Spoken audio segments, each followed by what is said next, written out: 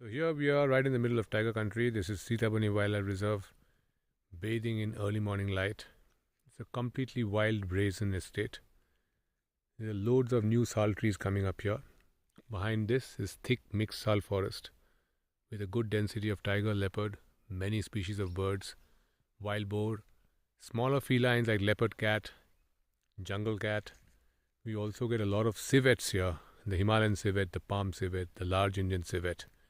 There are pine martens, there are porcupines. This whole place is absolutely full with biotic diversity.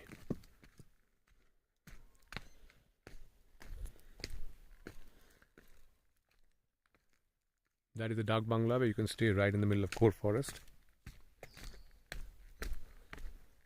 taking a brisk walk through the estate.